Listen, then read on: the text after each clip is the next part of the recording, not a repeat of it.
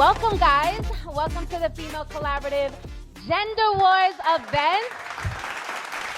This has been a long time coming. The Female Collaborative has not hosted an event in almost 2 years since pre-pandemic, and we're so happy to finally be back in person with all of you guys here. And for those of you who are not familiar with the Female Collaborative, we are a nonprofit organization, but we're not your traditional nonprofit organizations, in the sense that we like to host and curate events where we give it to you straight with no chaser. We give it to you very vulnerable, raw, candid, because at the end of the day, we're human first and everything else second. And there are so many other events, leadership events, experiences, where it's very foo-foo, it's very formal, it's very kind of buttoned up all the way to the top. And we got enough of those going on. What we need is more authenticity. Can I get an amen? Okay, so that is what we bring, and that is what you can expect from today's conversation. Now, the Female Collaborative was born right around the time that I left corporate. I was in corporate for 15 plus years. I worked on Wall Street, consumer product goods, healthcare. I even worked on legislation.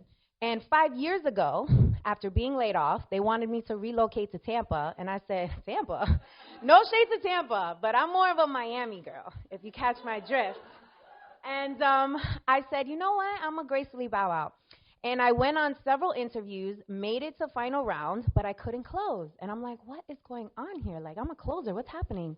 And so I took it as a sign to bet on myself and figure out what I can do, right? And 5 years later, I have 3 successful, high-earning, six-figure businesses. I have this amazing nonprofit. And I also get to teach women to do exactly what I did, right? Inside the Dare to Leap Academy, which is my online learning platform, where I teach women who are in corporate in the 9-to-5 grind how to transition to entrepreneurship without losing their financial security. And you'll learn more about the Academy later. But I wanted to give you insight into my story because the Female Collaborative was born as a result of me trying to reinvent myself, trying to live out loud, trying to find something that gave me a deeper purpose. And so for all of you in this room who might be in that exploratory phase right now, thinking about what's next, thinking about legacy, I want to encourage you to tap into that and lean in because you never know what magic you can create. So the Female Collaborative is here today to talk about gender wars. And before I go into the theme, I want to remind everyone that some of what you hear today is going to trigger you, okay?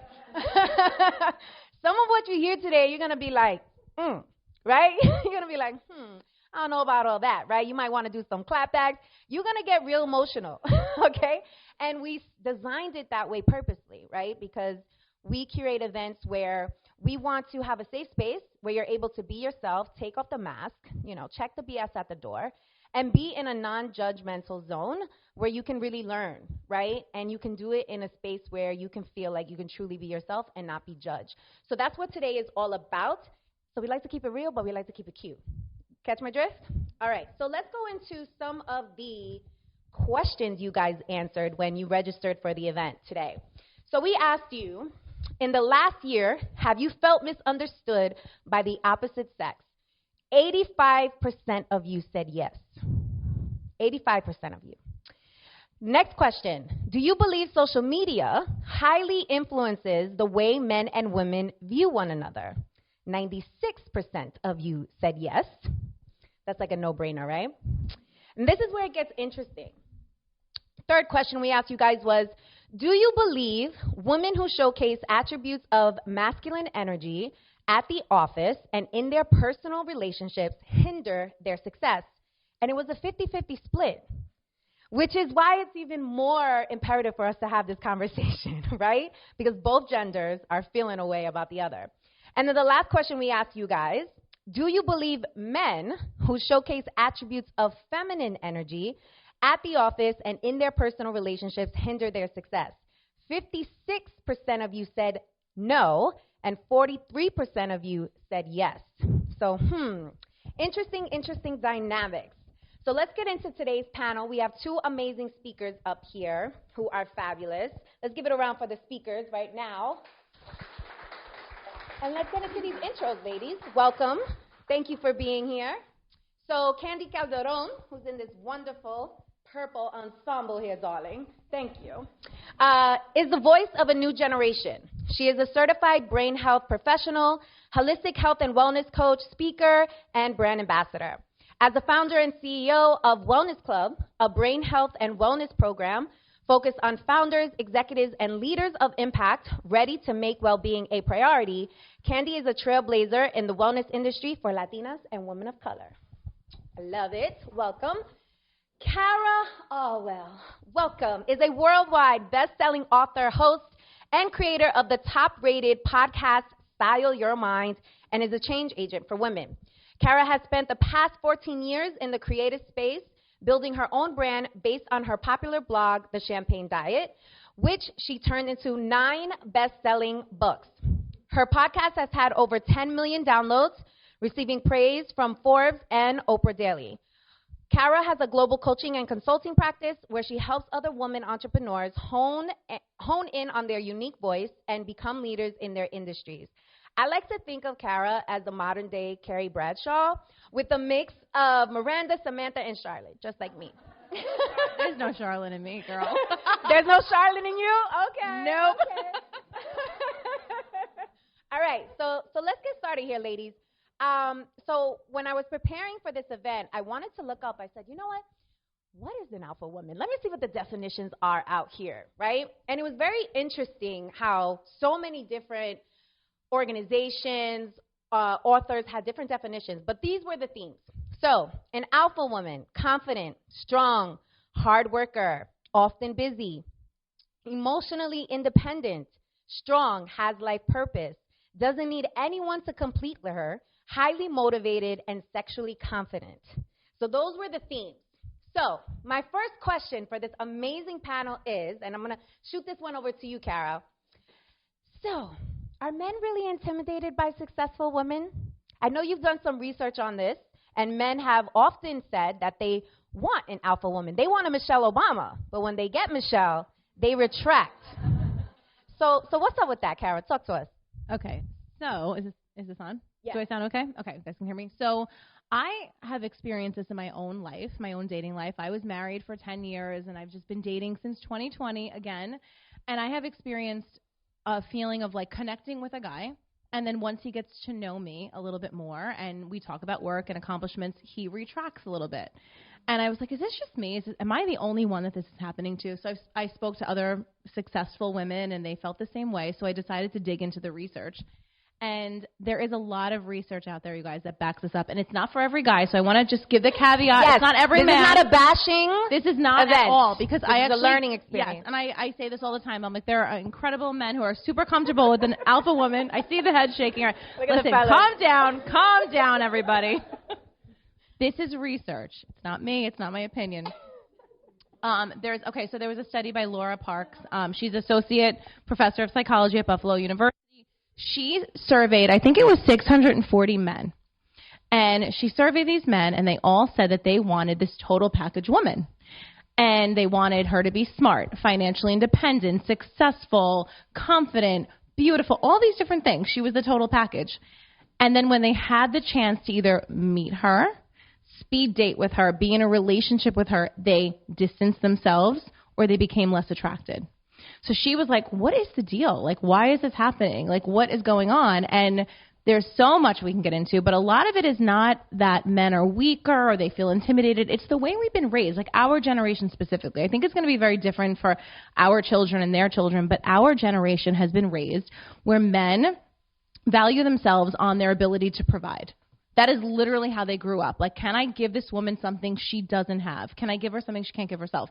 And women have been on the fast track to independence. I mean, really, since women's lived since the 60s, but now it's become even more so, I think. So we are now so fiercely independent, and I think men are just trying to figure out where they stand. I don't think it's that they're intimidated. I don't think it means they're less successful, weaker. I think they're just genuinely like, what can I give her she can't give herself? I mean, my ex used to say this to me all the time on Christmas. I don't know what to buy you. You buy yourself everything. What am I going to get you? And I'm like, don't get me anything. Just be there. But it's a very hard concept to grasp.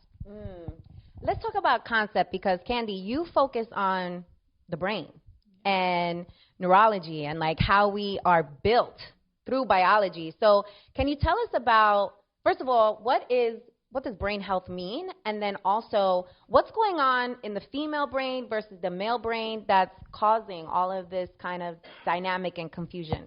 Yeah. The first thing is that I want to make clear that there's a huge confusion when we talk about brain health and mental health.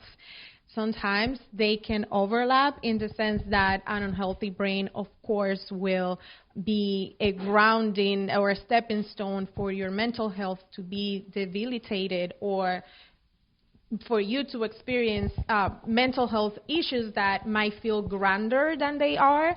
But necessarily, we have to talk about brain health because it's the most important organ in our body.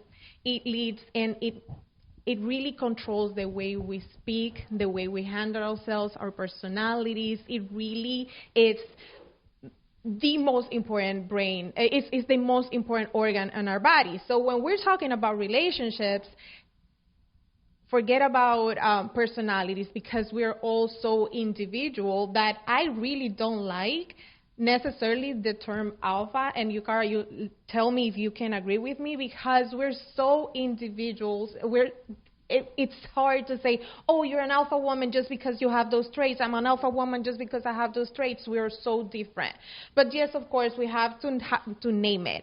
But just to go back to your question, a healthy brain just means a brain that is experiencing, it's thriving, it's rewired for success, and not necessarily the lack of illnesses, because your brain affects everything from your social interactions, your emotions, and your biology. So a healthy brain encompasses all of that. And then you'll see on our conversation how that has to do with our conversation here, how we interact with men that we experience as alpha, and how we interact with them, us as alpha women, and how we can find that sweet spot that hopefully we can find and, open the conversation. So let's talk about the neurological differences, right? And the way women are built versus the way men are built, and how that sometimes we can clash. Yeah. The brain loves love, and something happens so beautiful when we feel attracted to the opposite sex, the same sex too. Again, no judgment here. But when you feel attracted to somebody else, and that is one of my favorite buttons on our brain, and it's called dopamine. Who feels like freaking energized when you like somebody and when you're in love? Like you even forget to get hungry, because as the dopamine button is pushed in your brain, there's something funny that happens, that the serotonin that it's a hormone that really helps us relax gets diminished. So we forget about eating, we forget about even sleepless nights when we are in love or in lust. Or working. Or working. Yeah, but,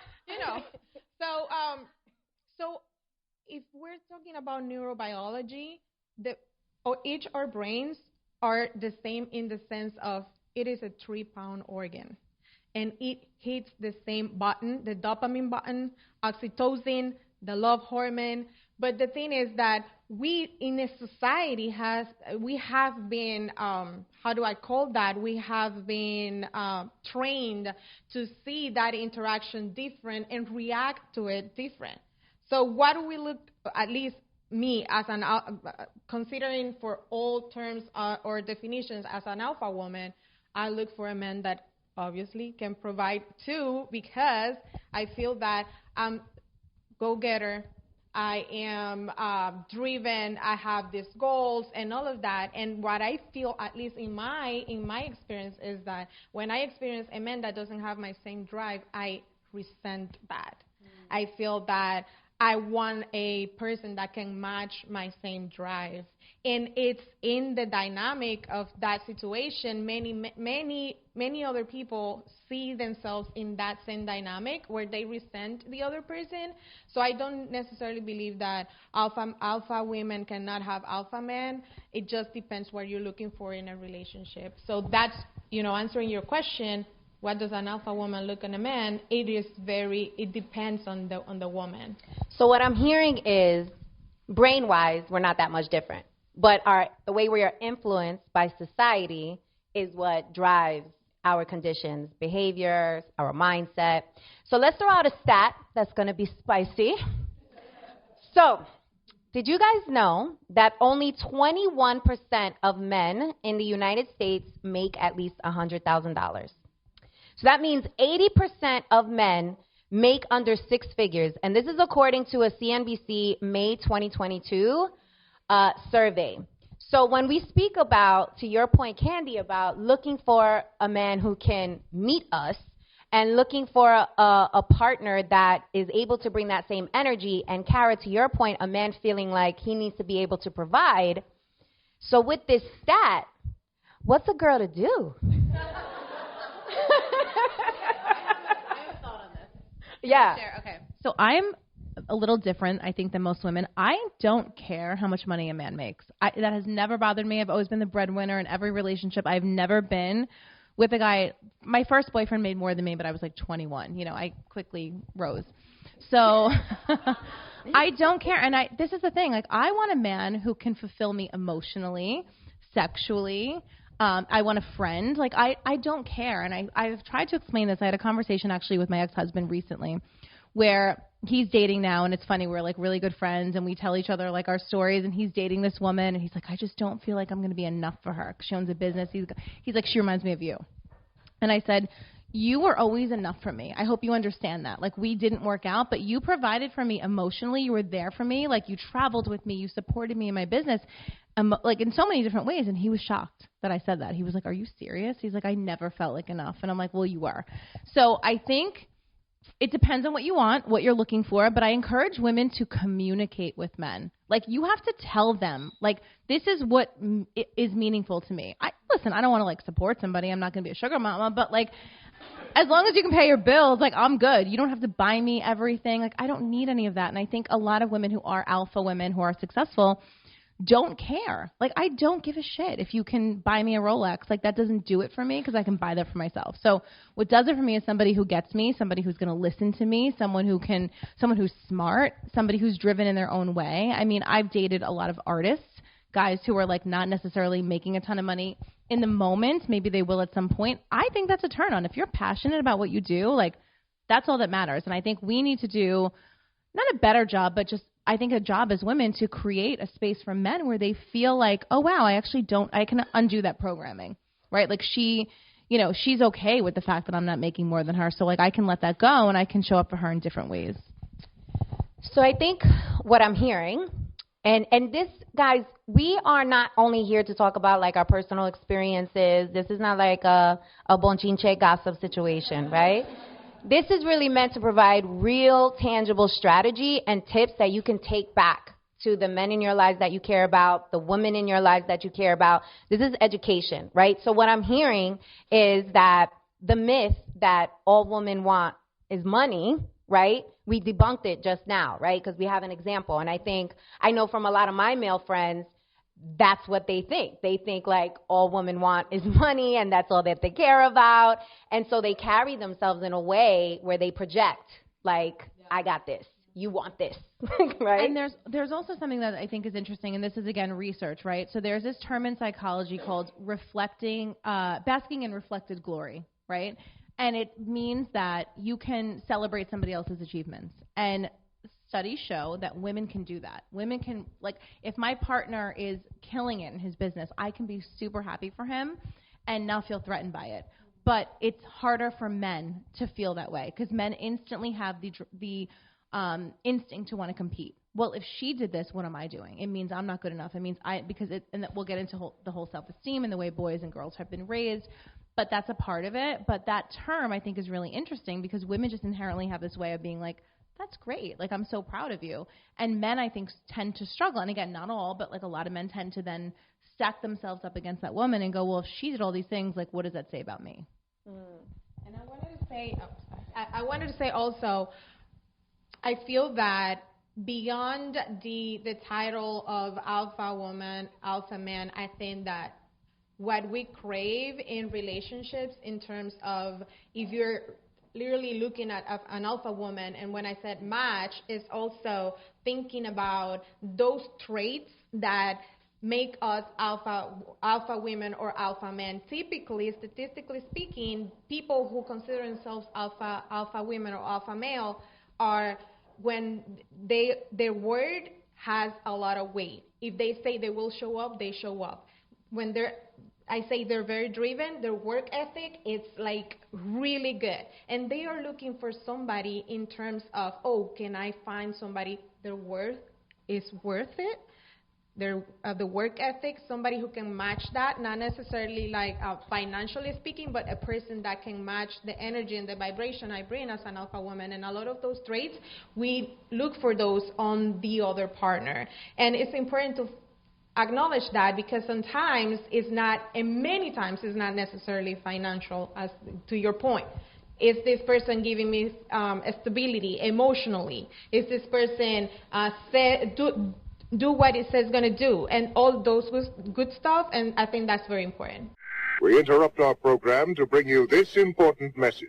Ooh, this is really good. You should know about this. So I don't know about you, but I've been known to procrastinate, especially when things scare the hell out of me. The fear alone would have me stuck, overwhelmed, confused, and all types of self-doubt. And don't even get me started on the imposter syndrome. Okay.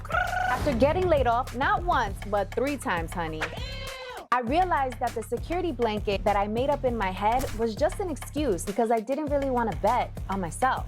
The corporate benefits that had me in that headlock, girl, they went out the window once my job decided that they no longer needed me. Turns out that I'll save a whole nickel if I cut your salary completely. The truth is, the only security blanket guarantee is the one that you create for yourself. In other words, until you start a business, you will always be at the mercy of a company's headcount, and you will never have complete control over your time, which means you'll be renting out your thought leadership and helping build someone else's dream instead of your own. If you've been waiting for a sign, this is it. Don't you think it's time you stop playing small and tap all the way into your power, sis? Click on the link above or below this video to learn my 3-step process, the exact 3 steps that I took to make the transition from corporate to entrepreneurship. And this is helpful even if you don't know what type of business to start and have only one source of income. And this is absolutely free. It is my gift to you. I want you to win. It's winning season. In fact, what's that? It smells like winning season. Okay, so tap in and I'll see you inside the training. Let's go. So let's talk about how men are raised in terms of how their self-esteem is built up and how they are raised to show up when they are around women versus when they are around men. And I know, Kara, you had some interesting research that I heard on your amazing podcast the other day that I wanted you to give us some clarity on. Yeah, so boys and girls from our generation, again, it's different now. I think it's changing. The tides are certainly turning, but like our generation, women were raised with like very emotionally encouraging language, right? Like we were raised to prioritize relationships, friendships. We shared, that's how we were sort of brought up. Men were raised, and I'm sure the guys in the audience can attest to this, like in a more competitive way. Like, what did you accomplish? How did you do in sports? Like, what did you win? Are you the best at this? Words like, I'm proud of you because you won this, title or whatever. So we were raised differently, right? So I think we are the communicators, right? We are sometimes, not all the time, better at communicating. So I think having this knowledge and understanding the way that we both kind of grew up in the world is actually a great thing because it allows us to understand how we operate, how the other party operates. So I tell women all the time, I'm like, if you know this, if you know that your partner is valuing himself on his accomplishments and what he brings to the table, communicate with him and let him know, like I said earlier, it's not that important. I don't care if you're the best at this. I don't care if you make more money than me. Use the skills that we have. We are verbal. We are emotional, right? Like, we are the communicators. I think every woman in this group can say, like, when you feel like a guy is not texting you enough, for example, right? Like, we want to talk all day long. Men don't really do that. That's just not who they are. I've had so many guys that I've dated be like, I hate texting. And I'm like, that's fine. They'd rather just, like, see me. We are the communicators, the chatters, the talkers. So knowing that, right, like knowing that you have this power of communication, like use that to be the communicator and let people know how, how you feel. Let your partner, like whoever and whatever man in your life know how you feel. And I think just having that understanding, I think, like, I don't know, to me, like the best kind of relationship is one where you can be clear, one where you can communicate, and one where you can be compassionate. You can kind of know where that person's coming from.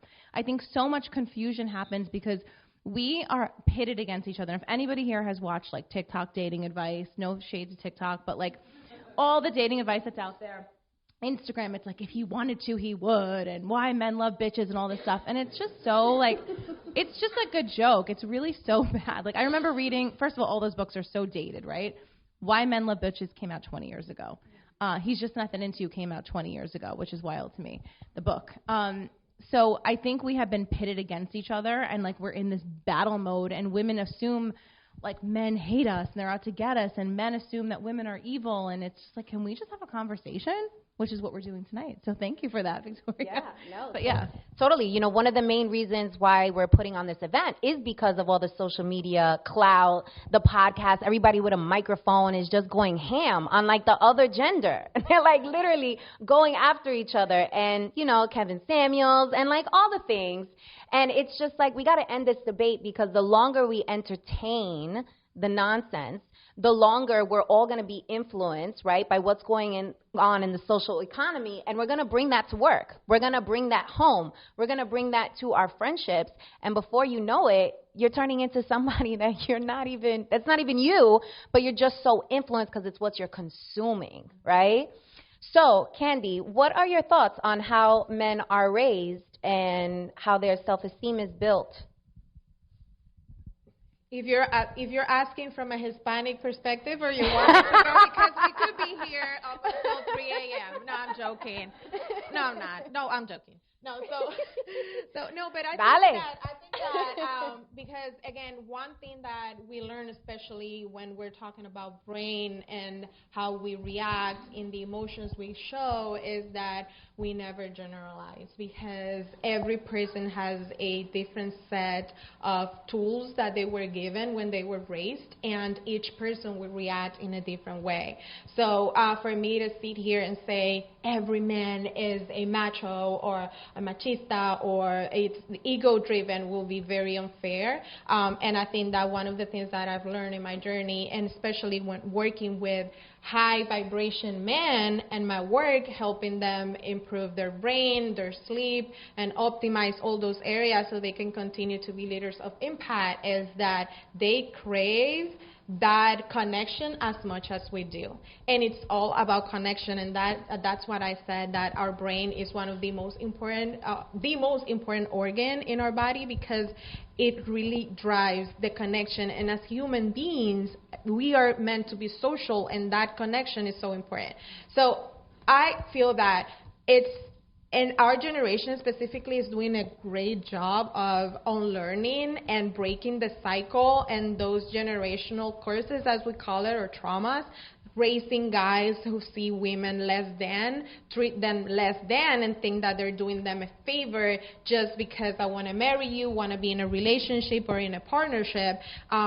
So I feel very optimistic about, but I don't also negate the reality that we also experience still a lot of that. And I think that it's our job to say, I don't want this, I am breaking that cycle, and I'm not even entertaining a guy like that. And how I show up for the world, what I'm telling other women around me is also, it's possible. And I think that's more important than thinking about the men. It's how I think about myself and how I consume that, or how I stop that, and it starts with me.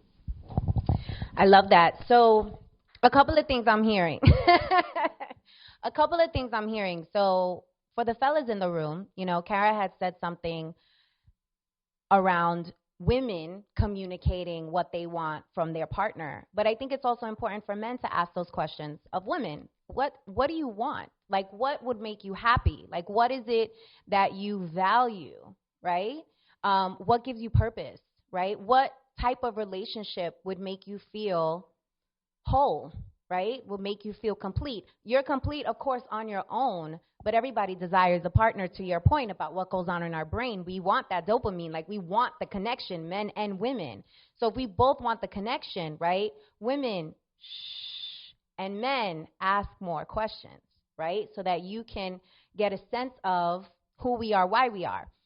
And this is what we need to do in business as well. And I wanted to touch on the business aspect because, yes, this is all going on at home in our personal lives, and it's also carrying over into the office, right? And how women and men are engaging in business. I'll share an example. So just a couple of days ago, I was in Puerto Rico at a conference, and you know, I'm at this conference and everybody looks good. It's a whole vibe. And it was so exhausting for me to, you know, meet a gentleman and immediately you pick it up. Like he's trying to hit on me, right? I'm trying to talk business. He's trying to hit on me. And women have to go through this kind of balancing and this dance, right, with the understanding that how men operate, right? You have to make a decision like, okay, in this moment, am I going to entertain this? Or am I going to shut it down and possibly lose out on business, right? So this happens often. I was at a golf course a couple of weeks ago playing golf. And I was sitting at the table with a gentleman. We're having a conversation. Another man comes up to the table and totally does not acknowledge me whatsoever. Doesn't say hello to me, just doesn't even look at me. And I'm literally sitting right there, and I had to interject and say, hey, I'm Victoria, yada, yada, yada. But this is what's happening, right? Women are constantly in a professional setting having to measure, especially entrepreneurs, right? Women who are doing big business, they're going after big deals. Like you're dealing with a lot of men most of the time. And we have to do this balancing act of, okay, do I flirt with this guy so I could get this check? Right? Or do, you know, men don't have to do it that. When men talk to men, they're talking to each other as men, right? But as soon as a woman is brought into the mix, the woman, I hear y'all chit-chatting, the woman, you know, we have to like decide how we handle ourselves. So how can we educate, right? How can we show up as women in these spaces and also as men? That's a big question. I have so much I want to share about this too, just personal stuff. But I think that we need to be assertive and like let people know what we're there for. I mean, like, listen, sometimes you do meet a hot guy at an event and you're like, hey, true, I'll have a drink with you. Like, so you can be honest about that and just be like, hey, yes, business, but you're hot. Like, let's talk. I think that's like where the fine line, that's when it comes down to communication, right? And like letting people know. And I also think that like women need to also do a better job. Can I share like a personal story with you guys? So I recently took out a billboard in Times Square for my podcast. Oh, yes, darling. It was gorgeous. Thank you. Yes, it was. Thank you. And I was like, this marketing company reached out to me on Instagram, and they were like, it's National Podcast Day. You know, do you want to do a billboard? And I was like, oh, no. And then I was like, wait, no, maybe.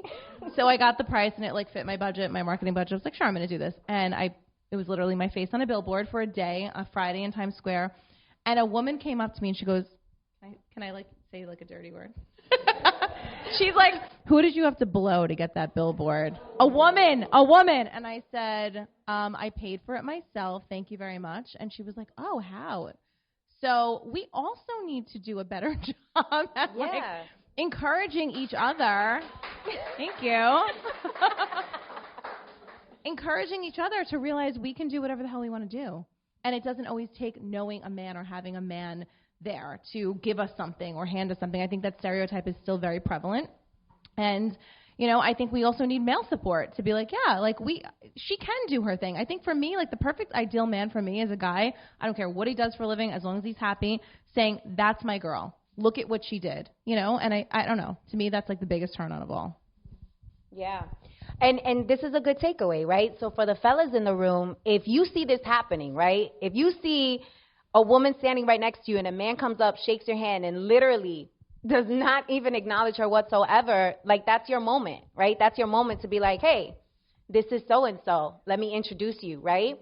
Because it doesn't really happen to men, right? If women are talking, the man is acknowledged. The man is acknowledged, right? And so... And no one would ever ask a man that. Who did you have to bang to get that job? Never! Fact. That would never happen. Very true. Very, very true. Yes, yes. I wanted to say, Victoria, before we move on to that, it's also and to your point to being assertive, I think that just call it like it is. First of all, All the ladies in here are gorgeous. You guys, Victoria said, show up and show out. You're all looking beautiful. And why would a guy do not want to hit on you? Of course they do. You're looking banging. But what you have to say is that I acknowledge that I am receiving some, energy from you. I just want you to be direct and clear. I think men really appreciate that.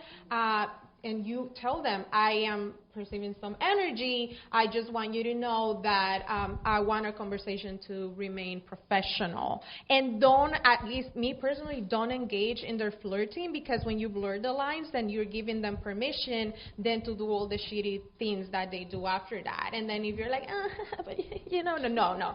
Now I see what you're doing, And then, of course, why not? Look, you look banging, you're beautiful, you are assertive, you are, energetic, driven, you have a good personality. Why not? But, tell them how you see it and be professional. They'll take, I think they'll appreciate that more and give you that check faster. So that we want that. Simple language, like I'm flattered, but I'm not. Yeah, I'm not interested. Yeah. Okay.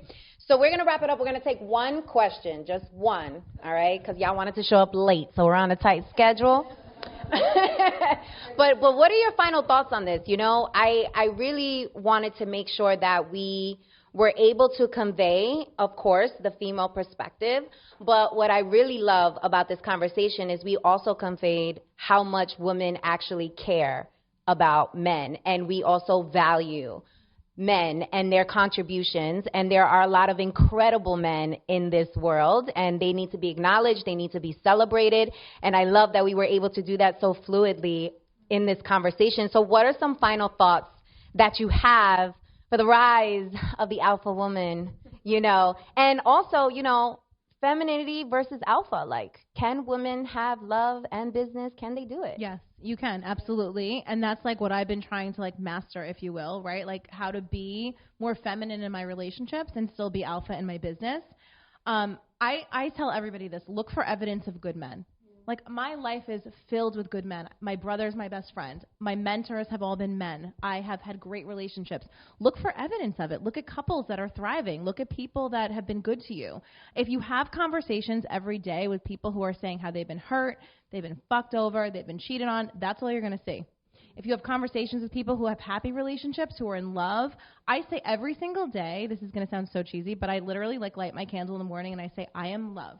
That's my mantra. I am love. And let me tell you, it attracts love in. So you have to make a decision to not be bitter, to not be angry, to put aside whatever has happened to you. We've all had shit. You talk to men, they've all have their own experiences as well. So we all just need to get on the same page and just make a decision and choose to look for evidence of good relationships, good interactions, good men out there, and you will continue to find more of that. Yeah, love it. Yeah.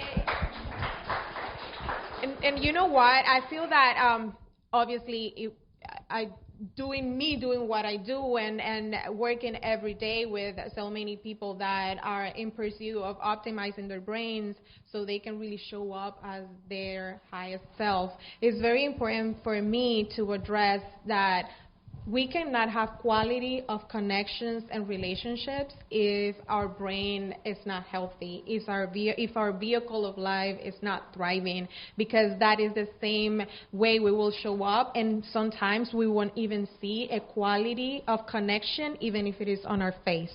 And for me, when it comes to optimizing our brain have you ever had a great connection if you are sleep deprived or hangover, or if you are, we can't. That is why it's so important, and we wanted to, and we, it depends. Like the next day, let's see. So that's why we wanted to weave in the conversation brain health and how we can optimize our brain so we can have that quality of connections, and also not only believing that there's out there that quality of connections, but believing also and embodying those traits that you want to find. When I wanted to find my partner for life, I asked myself first, who do I have to become to attract that man into my life? And the moment I realized that, I am a woman who takes care of her vehicle of life. I'm a woman who takes care of her emotions. I'm a woman who shows up for myself. I'm a woman who gives grace because I'm also not perfect. And I'm a woman who values this, and that. Am I those things to that other person? Because sometimes we are so shitty and we want to find the perfect person out there, right? And then who do I have to become so I can attract that quality of person? And I just think that it's so important that we address that, because sometimes we're looking for the perfect partner and we are not the perfect partner for that perfect partner. Okay, so I'm just leaving you with that. Now you guys know why I selected these two ladies to have this conversation, because this conversation requires a lot of honesty, self-reflection, and also calling ourselves out on our bullshit, right? Because a lot of us are carrying around a lot of baggage unnecessarily, and we're putting it on our other partners. We're bringing it to the office. We have attitudes with our coworkers, right? We're trying to delegate unnecessary work just because we're feeling away. And I think all of us, we're at this moment in time where we all have a responsibility to, like, step up, right? And to tap into our inner voice that's telling us we're playing ourselves, right? Or telling us, like, hey, you can do this. Like, quiet the noise, right? If we're too afraid to tap in, or we're allowing fear to keep us from really showing up as our authentic selves in relationships, right? Both at the office and personally as well. You know, there's a lot of women who will show up a certain way because they think that's what the man wants to see. That's what they want to hear, right? They don't want me to be too loud. They don't want me to talk too much. They don't want me to talk about my accolades, so let me just dim myself down to make them more comfortable. And then the men are doing the same thing for women, like, oh, let me take her somewhere expensive so she think I got money, or, you know, or so she could give me some booty. Like, whatever it is. Like, we're both playing the game, right? We're both being silly. And so we have to decide that enough is enough, and we have to truly be the change that we want to see. And we got to make sure that we're tapping in when something in our brain or something in our temple, in our body, is telling us this ain't right. We got to be brave enough to walk away. And I think we have to, like, I will say one more quick thing. Like, we have to value intimacy. I think that when we play a game or we take advice and we read all these books, except mine, shameless plug. No, we have to really, like, think about intimacy. If you really want to be intimate with another person, you have to be willing to be vulnerable and be honest with yourself and let your guard down. So I think, like, when we approach relationships, like, that should be, like, number one on the list. Ladies, thank you. Thank you for having us so much.